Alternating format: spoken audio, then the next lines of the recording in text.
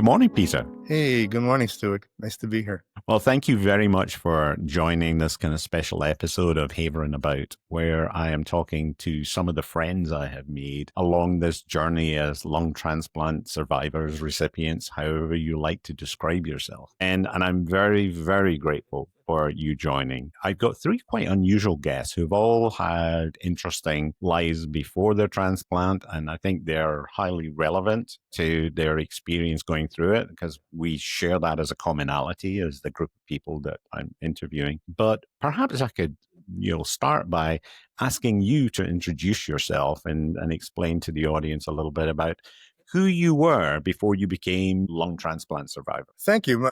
My name is Peter D'Adamo, although I've been told that it's a mispronunciation of the Italian surname, which is actually supposed to be D'Adamo.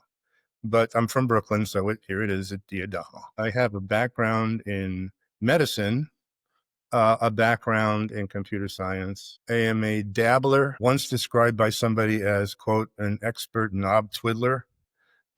Which is really pretty much what I think I would describe myself as. I like to understand things from an experiential standpoint and an intellectual standpoint. It has to really fill both for me. I'm a centralist as well. I've written a couple of books. A couple of them have made the New York Times bestseller list, one of them on blood type and your diet, which is probably the one I'm best known for.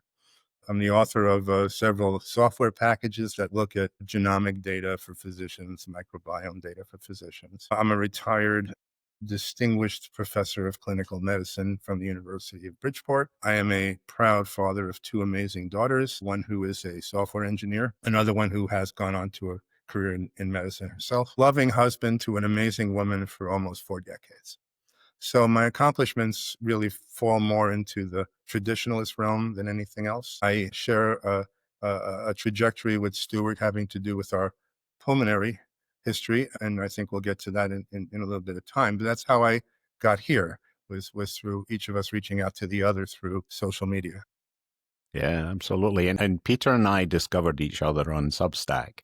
I think that he had responded to one of my articles. I had and I'm curious who this new subscriber is. And then I discovered his writing there on Substack, where he had written a little bit about his story. And I'm going to insert, in the description, but also I'll flash it on screen here, Peter's Substack, because you'll find there some of the story that I know that we're going to cover this morning in terms of his lung transplant experience. And we shared that in common in terms of, using that as a platform to maybe use as part therapy, part sharing, or whatever it was. But Peter, tell me a little bit about the disease process and how that led to you finding out that you needed a lung transplant. Thank you. Well, my history was idiopathic pulmonary fibrosis, which I'll call IPF to save us all an additional half hour here. It goes back to my father, who was diagnosed with it and indeed passed away from it probably about 10 years ago. He had no options other than home care hospice because it was advanced at the point he was diagnosed. I have a predilection for tearing things apart and sometimes getting them back together. One of them are air-cooled Volkswagens. And I have a small garage that I've used as a substitute for a psychiatrist for many years. And there was a lot of welding, a lot of sanding, and a lot of this and that. Most of the time I did wear respirators. And I noticed at a certain point that my capacity to do things I used to be able to do started to diminish. And I couldn't really work as long during the day that I used to. If I got maybe 2-3 hours and I would be tired, want to go home. And I took my son-in-law, my future son-in-law, to a New York Jets football game, and we got the high-quality parking. My sympathies, by the way. Oh, of course. It's, you cannot be more masochistic than being a New York Jets fan, especially when you remember 1969 with Joe Namath. But anyway, with regard to this, we had the really extra special parking, which in that stadium only means you're 2 miles away from where everything is. And it's a cold day and we're walking and we have to go up an incline to go over some highway. And all of a sudden I can't breathe. And I never had this impression. And my son-in-law is a fast walker. And so I'm like struggling to to deal with this. And eventually, we get to the car and everything, but I knew something was wrong at that point. And my wife was noticing that I wasn't breathing well. And I had done another podcast with my daughter, and my lifelong best friend, who's the recorder, said, your breathing is coming out really weird on the audio here. And so Martha, who has extra sensory perception, if you ask me, said, come on, let's go talk to somebody. So we went to the local primary care guy, and he said, oh, you got reactive airway disease. Here, take this inhaler. Did nothing, let it go. Went back a little bit longer. She said, there's certainly, you're not doing well here. Go see my cardiologist. Cardiologist took one listen to my lungs. He said, let's go talk to a pulmonologist. And when I got to the portal, his note said, fibrosis, question mark. Because I had what do they call them, the crackles, the crackles in the lung sounds. And then I was put on to a wonderful local pulmonologist in Norwalk, Connecticut, who then referred me to her mentor at Yale, who then became like the traffic cop in my further adventures. I was put on the standard treatment, which is OFEV, which, because my situation was probably more severe than moderate, I was kind of in the middle there. It didn't do very much. It didn't stop the progression at all until about, this last Christmas, I started feeling decidedly unwell. And just the thing about IPF, pulmonary fibrosis in general, is unlike COPD, where your functions diminish in a kind of linear fashion. With IPF, it's a staircase. You go down. And so I had a staircase event of the first order around Christmas time. Mine wasn't so much a staircase as a 6-foot drop in terms of the way that my progression. I couldn't tell anybody, they couldn't tell me what it was. The x-rays were fine. The blood work was fine, until eventually they did a CAT scan with contrast, and it showed up as just, ground glass and honeycombing and holy smokes. And by that time I had gone through the Yale contact she gave me two choices, NYU and Brigham. And she said, choose between the two. We chose Brigham. NYU is 46 minutes away. Brigham is 3 hours away. The wisdom of that choice, I still ponder, but I'm very happy with Brigham. They did a beautiful job with me. And again, the reality was, at that point, once Brigham heard, ground glass, honeycomb, and they said, well, just get up here. And, other than a week spent in isolation because I tested positive for rhinovirus, of all things. Wow. When I got out of there, they had me on high flow in hospital, and that shoots your Fisher Paykel. I mean, it shoots your number up, your transplant eligibility number. If you're hospitalized and you're on high flow, you go, woo, and that's what happened to me. So a week later, they said, we got a lung for you. And at the time I was angling for a single lung, because it just sounded so less interventional, in other words, it's going through the side, probably in the long run, I think you don't get too many choices. IPF, they like to do single lungs in a man my age anyway, but you're left with the other lung. That's the consequence. So you get the good lung, which turns out to be from a 24-year-old kid from Tennessee, peace be upon him. The other lung still is the sickness, and you're plagued with that. It carries a story with it that, in my case, is a kind of a cough story. I spent a lot of time schmutzing, and pardon my Yiddish, and the clearing my throat. But these are minor things. The first month, well, the surgery is, as Stuart will certainly remind you, is a piece of work. It's some of the most intense surgery a human being can experience in 2025. Gifted usually with tremendously dedicated people, nursing staff at Brigham, I can't say enough about. And, they try to get you out of the hospital because you're going to be immunosuppressed, and that's a terrible place to be. They want you out of the hospital for your own benefit. So, at the end of, I think, 9 days, they kicked me out. And then I had 2 or 3 good days, and then I felt decidedly unwell. And it turned out that I had developed, by a combination of who knows what, but certainly the amount of anticoagulants I had been given, was called a hemopneumothorax, where the space between the lung and the chest wall is occupied by air and blood. And they brought me right back in. I spent another 30 days in the hospital with all sorts of tubes hanging out of me. When I was released, very limited capabilities. I think almost most people say, well, it takes a while to be able to walk from here to there. And I had that, and I would say that this was where I became most impatient.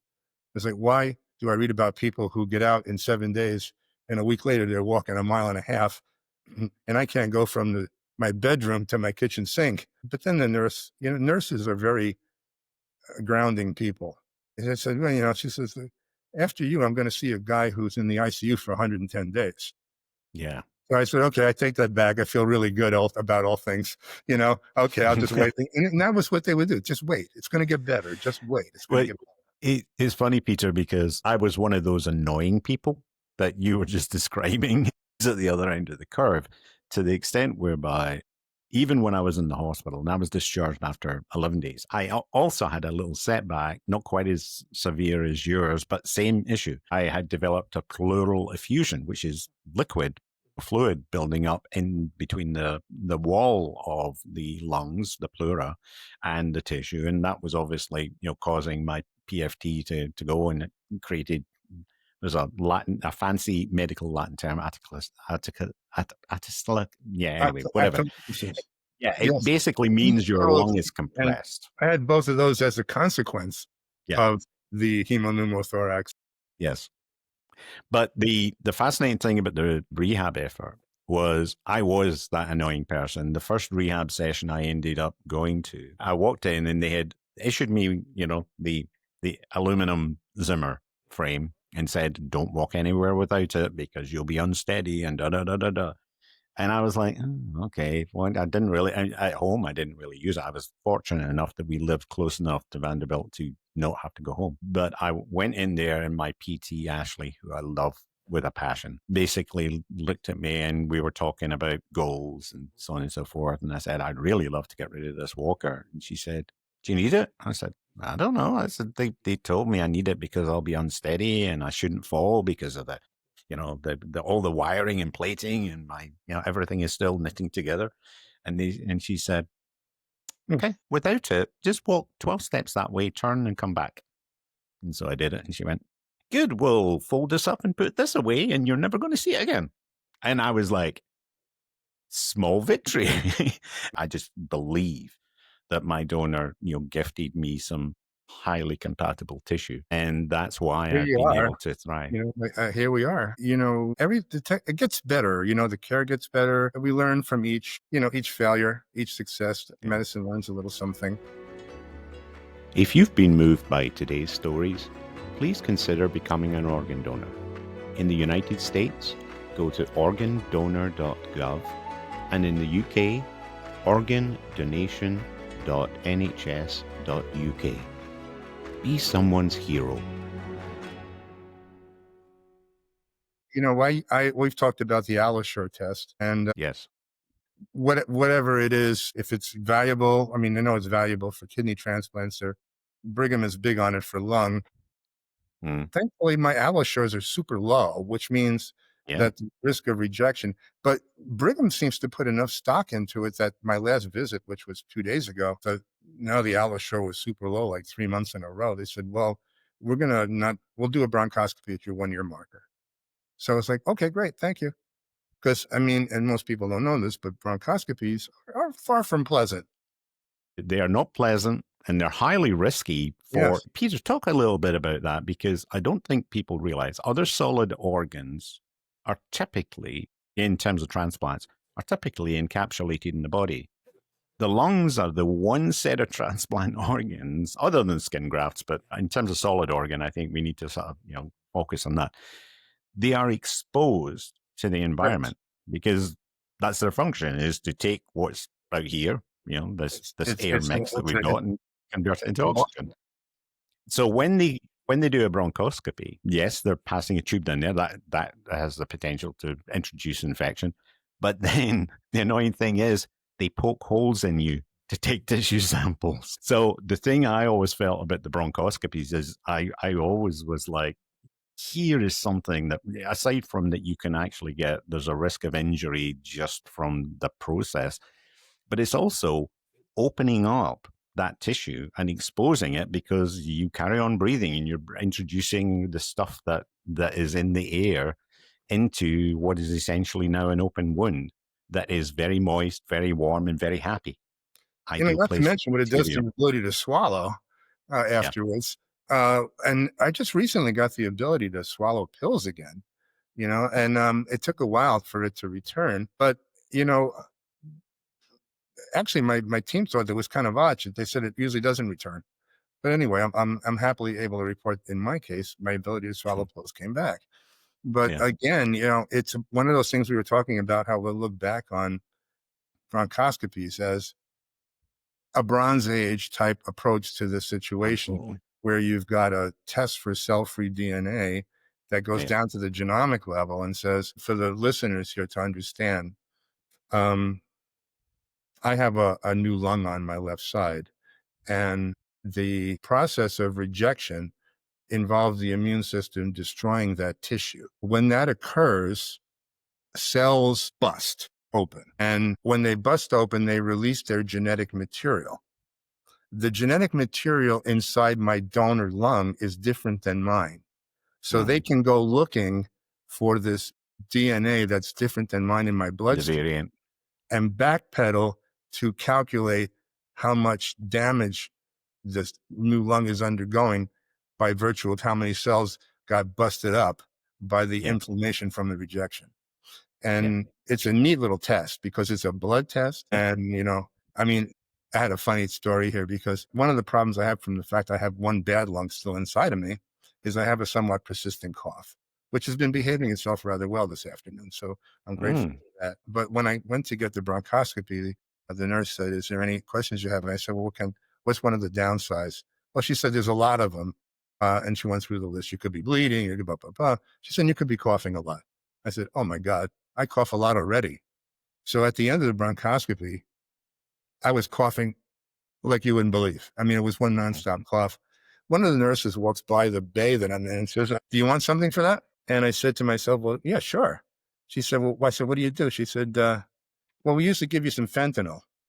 And I thought to myself, "Oh my God, down on the border kind of thing." Yeah. And so she gave me a shot of fentanyl. Within 10 seconds, I had zero cough. Yeah.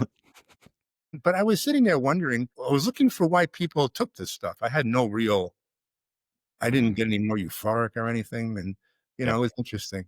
But yeah, bronchoscopies, they do take biopsies. They do Mm. take scrapings. They go out for genetic stuff too. And of course, this is a very tenseful moment for lung transplant people because there's two types. Well, there's three types of rejection, but two really matter. The Mm. acute rejection and the chronic. And the acute, nobody seems terribly upset about. You know, Nope. We're we going to zap you with steroids and you'll be fine. we give you 10 pounds of steroids and send you home. And then it's the chronic rejection. Well, that's the bad one. That's like, that's the exit from the movie theater Yeah. because there's no real effect. They have plasmapheresis they do now and Yeah. photopheresis, and they got all sorts of other. They probably can buy a year or two that you didn't Yeah. have. But if you go into chronic rejection, it's kind of like that's all folks moment, Warner Brothers. But, again, the difference is Stuart and I are in a generation of recipients who are probably going to do far better than the current average, which is bad, 5 to 7 years. Mm. But, the lower numbers are always the people with the comorbidities, the ones who Yes. have had cancer, the ones who have heart disease, the ones who have kidney problems, the ones who have type 1 diabetes for 20 years, Yeah. brittle diabetes, and get a transplant. And it's like I said before, it's a symphony of hammer blows. At a certain point, they all just combine. And I think that as medical research has learned what works and what doesn't work, is back to our barbarism comments about before. As they have learned, that's why they so excessively test us before we get listed. Is they're trying to sort of work out, well, okay, are we about to do something to this person that actually is disadvantageous to them? Yes, they it may buy them a short period of time, but is horrible phrase is the juice worth the squeeze? Is what we're going to put them through to give them lungs actually worth it, given what else might be going on in their body in terms of how they'll handle it? You But got to can I be you maybe? got to be really Well, sick in the lung department or whatever organ you're yep. heading for, and Oh really yeah. healthy all the way else. And then you're a Yes. perfect transplant patient. Okay. Yeah, Really screwed up, exactly. really not screwed up there. Yeah, And, exactly. I was fortunate, and I think you probably fall in the same category. I had never taken a pharmaceutical in my life up Mm, until that point. I had surgery once about a year ago for a very, very nasty gallbladder. Generally, my life has been non-eventful medically. mm. And of course, now Stuart's got an entire Substack on the medicines we take, and his little Yeah. box of we all have. As a matter of fact, they give you one, I think. Did they give you one when Yep. you left? It's like, here, Absolutely. this is going to be your medicine thing. It's like, holy smizzolis. And it's like Yeah. 4 times a day in the beginning, but it's a small price to pay. And once you metabolize the significance of what it means to be a transplant patient, it gets a lot easier. Hmm. You incorporate it into your lifestyle, your people, your support people. The thing I've been so happy about in the last couple of months is how much I've been able to jettison my support people. Hmm. Thank you very much. And I know you would do anything if I needed it. And I Yep. really don't want you to do anything if you can be avoided at this point, Yeah. because, and that's the other thing they look for when they go for transplant is what kind of a system you have.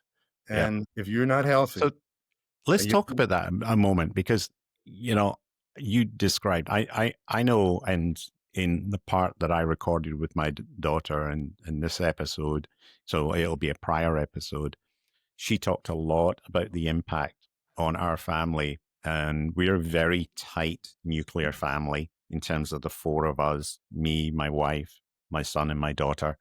Very, very tight. And even though she lives apart from us, we're emotionally very close, and the four of us.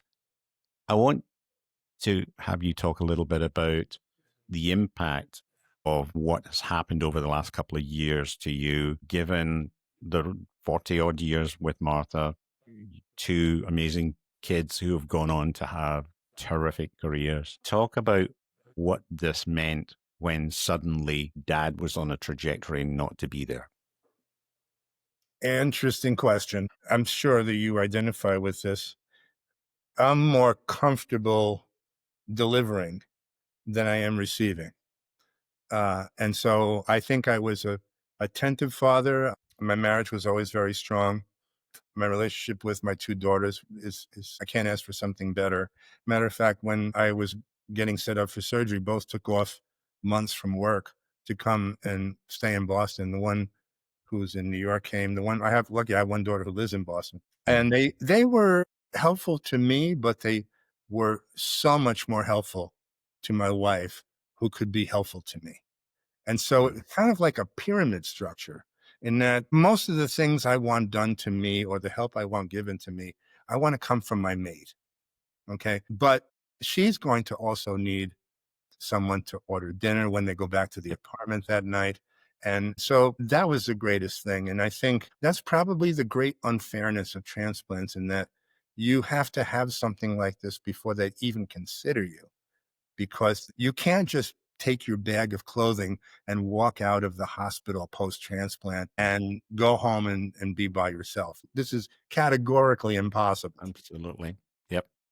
And again, so looking at it from that perspective, and you sometimes come across those I had to actually cut back on, I used to spend some time on the IPF forums, and I found that they're kind of depressing, because Oh, man. I mean, I, I try to be somewhat supportive to people, but it's such a scary, bad illness. yeah. It's and to your listeners, it's the equivalent of suffocating in slow motion.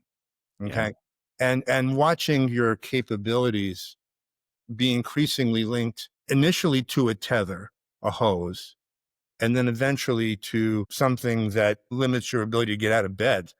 Okay. Yep. And then after that, it's, hospice and all sorts of other things. And the time frame, because the first thing you get a diagnosis, you're going, that's like, you hear 3 to 5 years average life expectancy post Yep. diagnosis. And you think to yourself, I thought to myself, I wish it was shorter.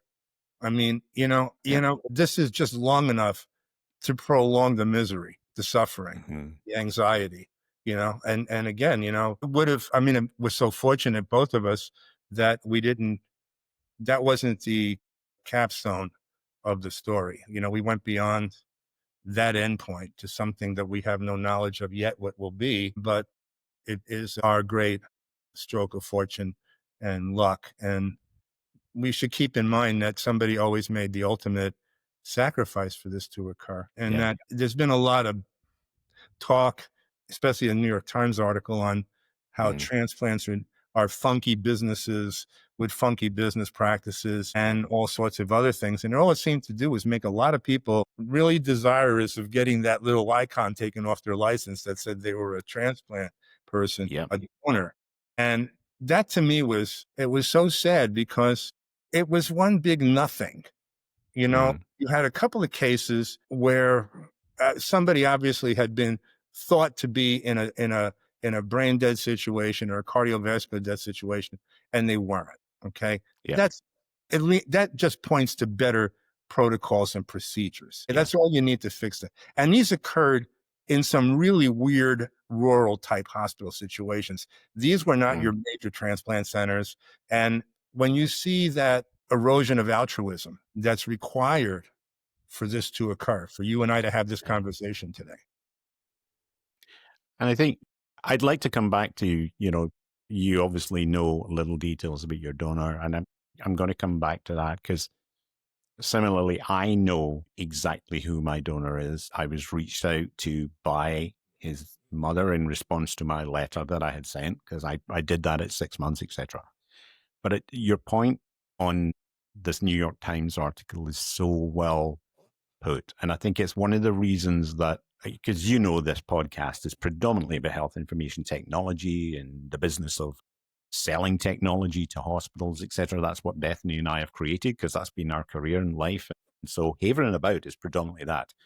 The reason we decided we wanted to do these special episodes and to speak with you and the other guests that I'm having is almost in response to that New York Times article, and to celebrate the declaration of Lung Transplant Awareness Day. It's being October 9th, 2025. The Lung Transplant Foundation decided that they needed to do that in response to what was happening societally. They can see the drop off in the people who are on the donor registers around all the states. And I think that for people to understand that the number of lung transplants, and I'll just stick with lung transplants just now, but the transplants generally is 100% dependent on the supply of viable organs to transplant. And from that perspective, that's why it is so important for people to consider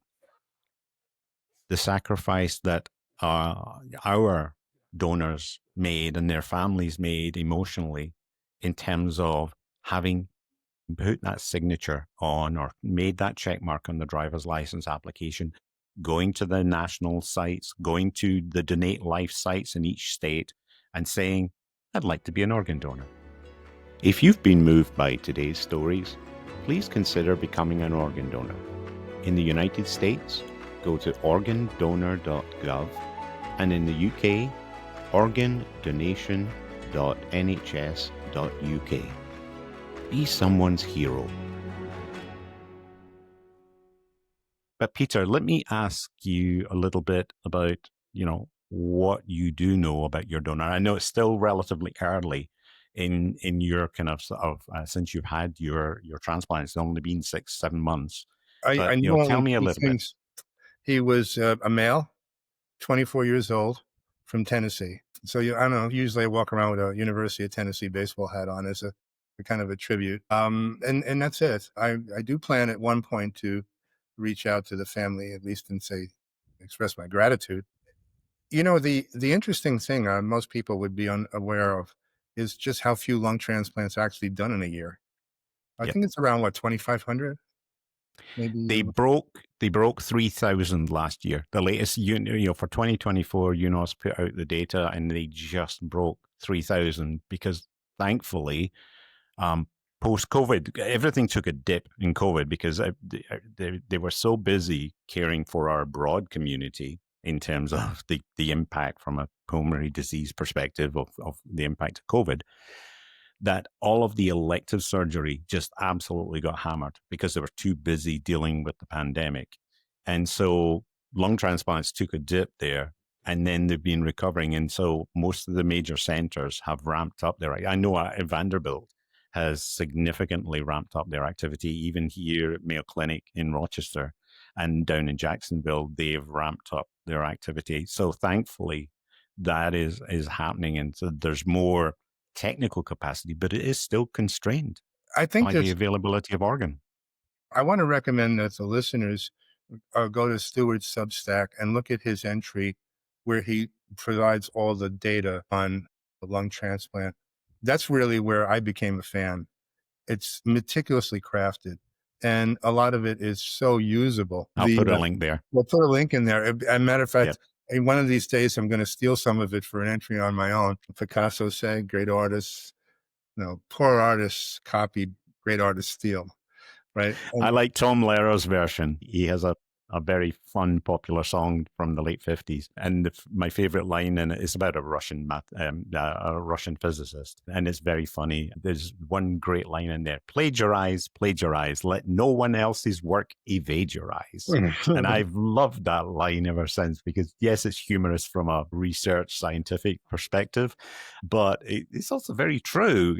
All works are derivative and iterative.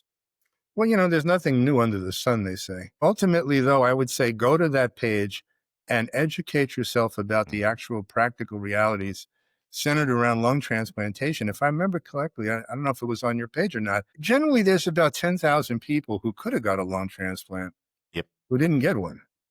Yep. Because perhaps maybe they didn't qualify at the end, or it was an availability didn't keep track with the evolution of the illness. And so you wind up with a lot of reasons for that. But we look at, changes that will be coming. And, we look back on transplantation as a sort of a stopgap measure, which it is. And again, we'll find better things coming on. I mean, they're getting close to 3D printing, organs. And we were talking about this before that we had recorded, which was about how they're looking at now what's called a desolidification, where they can take the framework of an organ, take all the cells out, leave the framework, and repopulate the framework with the cells of the recipient. So it's sort of like a house cleaning kind of function. And of course, that grow your own. That gets away from rejection, which is nice. Yeah. And imagine now if they could take that framework and 3D print it, because extracellular matrix is just a bunch of carbohydrate molecules sticking together. And that's what your cells are floating in. That's the kind of mess that holds you together. Cells really don't hold on to other cells unless there's a reason. But most of the time, they're just in this kind of goo that is enclases. And so that's really the key. And it turns out that 9 times out of 10, when people like Stuart and I have lung problems, it's because the runaway inflammation has caused a thickening of the goo, an increase in the extracellular matrix. And that's where the scar tissue forms and all sorts of other things. And again, you've got some great articles on scarring, which, and related to your latest work on fibrosis, which I think is very interesting for those of us who are scientifically inclined. Yeah. I like molecules. Good. Yeah. Let me pivot now. I've done it to you a couple of times now in this discussion, but you mentioned a couple of times some faith-related, sort of topics. You mentioned Job earlier on, and I love that you leaned back in on that, because patience is a wonderful virtue, and by goodness, we needed the patience of Job to get through some of the things that we do when you're a transplant patient. But talk to me a little bit about the way faith has positioned in this transition that you've had in your life, and what is meant to you or not meant to you, because for some people they see it as a crisis of faith as they're going through illness and facing death and in transitions. So I'd be very interested in your take on it as somebody else. I'm making an assumption here, has had some exposure to kind of organized faith and religion in your time, but what has it meant to you personally? Well, I was an altar boy. as a young man, which says a Oh, lot right there. Not a practicing adherent of any particular faith or dogma at this point. Probably lean more towards stoicism, if anything. But I would say that one of the things I was able to do was to embrace the unfolding of whatever was to come. And that mm, ultimately I didn't hold my emotions hostage to events or outcomes, because I thought that was kind of a waste of time. And I'm kind of a fundamentally, believe it or not, kind of a fundamentally ambivalent, lazy type person. And that I don't like to do anything I don't have to.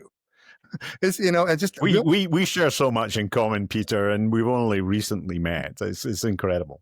there's a little book called The Wisdom of Andy Warhol. And it's a study in just complete ambivalence about everything.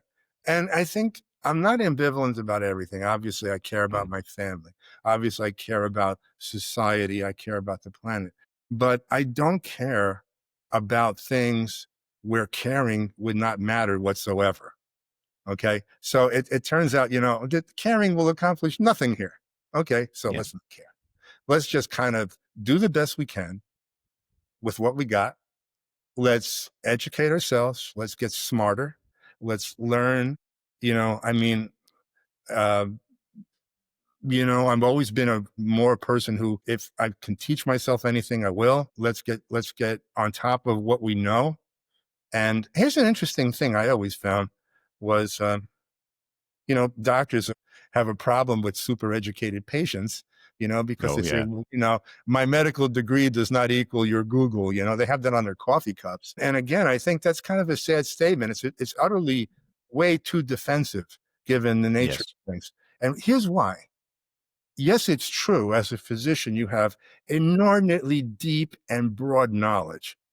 But just like the guy in prison who can do nothing, all he has to do is spend 24 hours a day trying to figure out how to get out. Okay. yep, Okay. It's the same way with a patient with an illness. They don't have to learn everything you know. They only have to learn what pertains to them. Okay. yep, And you can get awfully, awfully good at it, you know? yes, And again, I always thought to myself, this was a, an interesting kind of way of being adversarial that was completely, again, unnecessary. Um, and it's interesting because if you go back to one of the founders of modern medicine, William Osler, he had a famous quote, which was, doctors should pay attention to the patient. He's trying to tell you what's wrong with him. And again, it's a brilliant statement because if you just listen, he's trying his best to tell you what he's experiencing. And he's the only person who can do that, or she's the only person yeah. who can do that. My son says he can tell within 30 seconds of meeting a provider how they're going to behave. Mhm. And that's particularly because he's been in so many EDs, and there are so many great professionals who work in emergency departments. And in, unfortunately, in smaller rural areas, and we live in a rural area in southeast Minnesota, we don't live in Rochester, they don't attract the best. Sometimes when you're sent to a small ED out of a big city like Minneapolis, it Sure. may be because you're not part of the first team squad, and so therefore your knowledge may be more immature. It may not be more limited. You may be under more pressure. Maybe you've got stuff going on in your life. I can think of 1,000 reasons why medical professionals are not, tip top A on their game. I'm blessed. Like you. I work at Mayo Clinic. We have got people there who are the elite on the planet in their field. And so therefore that's wonderful when you meet people there. But just like in any other industry, career, what a profession, there are people who are along a continuum in terms of their ability. And Jamie unfortunately has, because of the exposure he's had living with his disease for the last 20 odd years, he can tell within 30 seconds how an encounter is going to go based on the demeanor and the way the provider approaches him. Mm. And his degree of accuracy is Oh, I, incredibly high. I totally believe, you know, there's nothing like that to puncture through what you're getting versus what you need. And Yeah. there's, the old saw that data goes to information, information goes to knowledge, knowledge goes to wisdom. And you find that yeah, a lot of those lower level, maybe under extraordinary people are at the information stage, but Hmm. it's at the knowledge and wisdom stage that you realize that it's all about communication. You know, that's the only thing that's going on. I got this Yeah. pile of stuff over here. You got these concerns over there. Never the two shall meet unless somebody figures Yes. out a way to provide some form of communication. Right. And I have, I think, worked with my team. I mean, I taught physicians to try to be more knowledgeable and be wiser, you know, if you can. And I think medicine is one of those places still where the new doesn't necessarily trump the old. You know, it's sort of like, you know, who wants to see the young rabbi? They want to see the guy with the white beard. You know, why? Because, you know, like my father said, also a physician, he said, you know, they won't come to you as soon as they'll come to me. And he said, there's a simple reason. He says, I've had more dreams than you. And again, you know, there's that growth that occurs through experience and the subconscious that makes a person wise. And you look at, I know, yeah, there are some people that I come in contact with in healthcare, and I think to myself, it's a very simple interaction here. This person's only functioning at a certain level. Give the baby his bottle and move on. And then there's other ones where it's like, that's an interesting person. I can invest a little time in seeing if they can make me smarter and I can make them Yeah. smarter. Is there going to be a dialectic here that's going to enrich both of us? Well, that's the thing I love about talking with you and about your writing is your intersection of kind of scientific knowledge and philosophical approach. I mean, you're a pleasure to speak with, Peter, because you are a wonderful intersection of Thank you. a lot of wisdom that has accumulated. I'm going to sort of wrap up our conversation here to try and because you and I could go on for hours. I know I we know, could. I know. I kind of feel like, you know, you're probably going to run out of memory before we run out of conversational time. Well, thankfully, it's going out into the cloud with Riverside, so I don't have to worry about that too much. But editing it is going to be an interesting challenge. But I think that I'd like to wrap up by asking two questions. One, what has this experience of going through the transplant process, and you're still recovering? I mean, you're only 6 months post your surgery. What has it taught you about yourself? And secondly, what do you still want to do? What remains with this gift that you've been given? Wow, those are two very hard questions. What have I learned through this?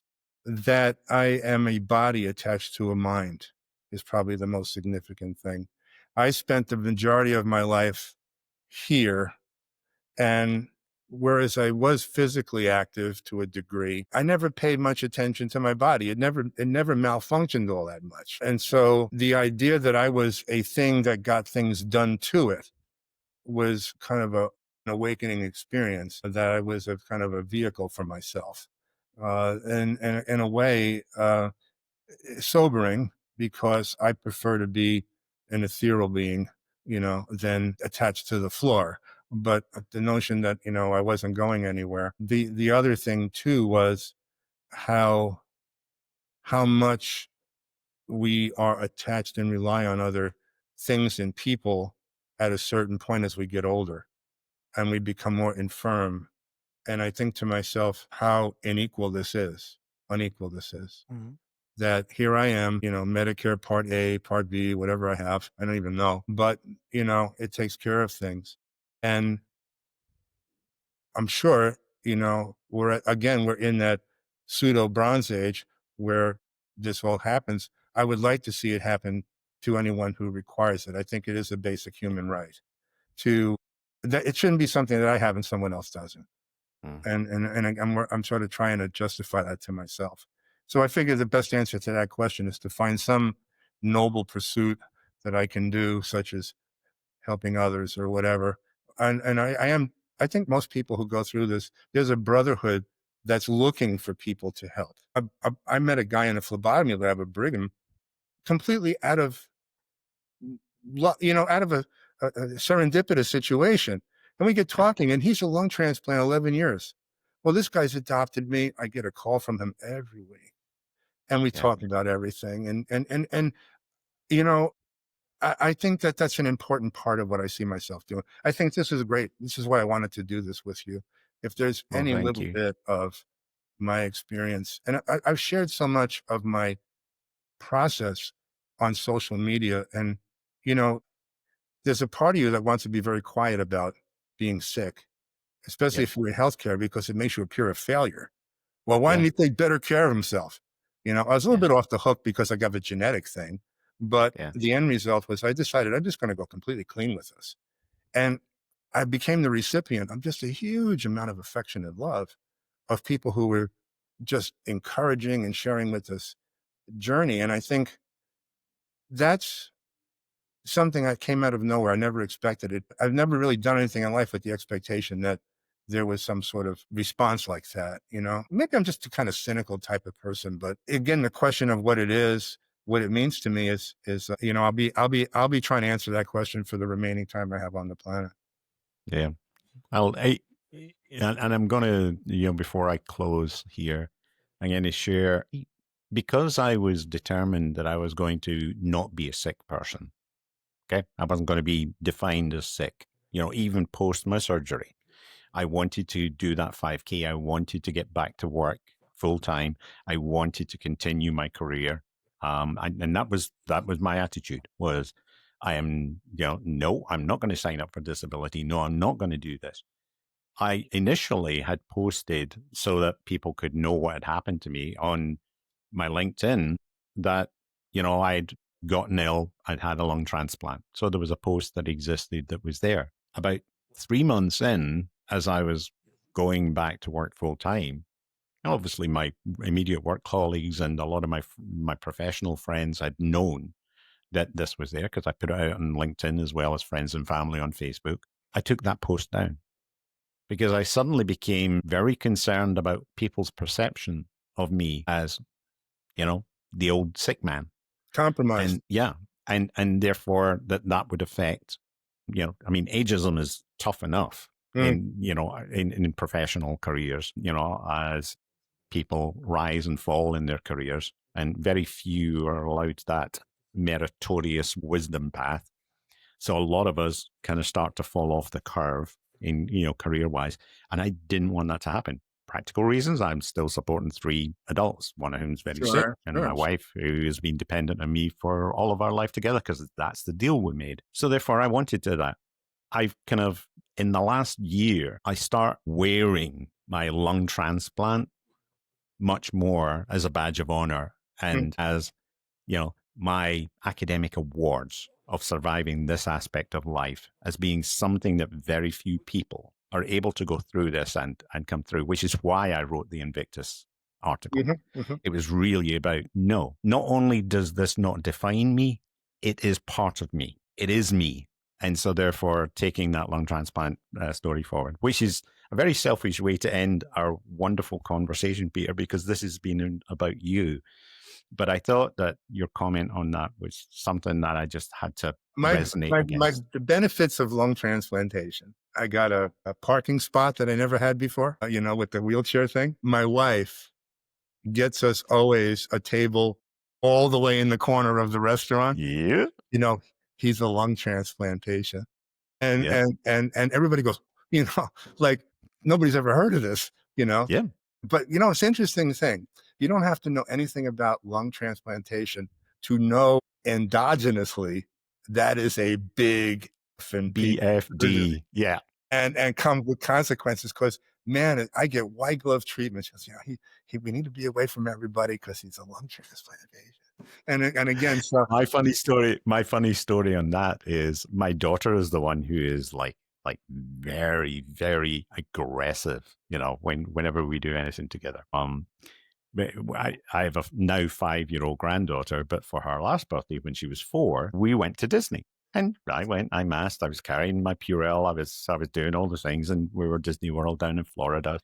It was September, so it was fine in terms of sort of temperature wise. And I did really well. But mm, we went into one of the kind of sort of restaurants, and my daughter went up to the hostess and said, "Okay, you need to understand, my dad is a lung transplant recipient who is immunocompromised. So therefore, I need the following. I need the table to be cleaned immediately before he sits down. we're then going to clean it again. And so I don't want your server to be offended. And he needs to have and this food. He can't use the buffet. He can't do it. And she just basically went down Yeah. like that. Well, I had all of my food. Not only was it like, because you know what it's like with buffet food, it's been sitting there for at least minutes, okay, maybe several minutes. I had everything was brought to me fresh off the grill by the chef. I mean, God bless Disney. I know they take care of people who have got various illnesses, and so they're very well prepared on it. Sure. But it was I would have been sort of like a little embarrassed to go and do that. And so, credit to Martha and credit to Bethany for having the chutzpah to go and make sure that we get a little bit of VIP. It's a little bit of a reverse scarlet letter. It's a backwards scarlet letter because I suppose if you said heart transplant, it would almost be the same. But when somebody hears lung transplant, the first thing they think about is taking a breath. Yeah. Because it's like, oh, that got to be terrible. Yeah, 100%. Well, I'm going to lean in your Italian heritage and say, Peter D'Adamo, thank you so much for spending time with me this morning. Pleasure, Stuart. As always, I look forward to the next time we bump heads. And in the meantime, I wish you well. I'm going to share the link with some of the groups on Facebook so that people will be also introduced to your fine work as well. Thank you for the opportunity. And Peter, along with all my listeners, keep Haverin. All right. Well, good to see you, my friend. Take care.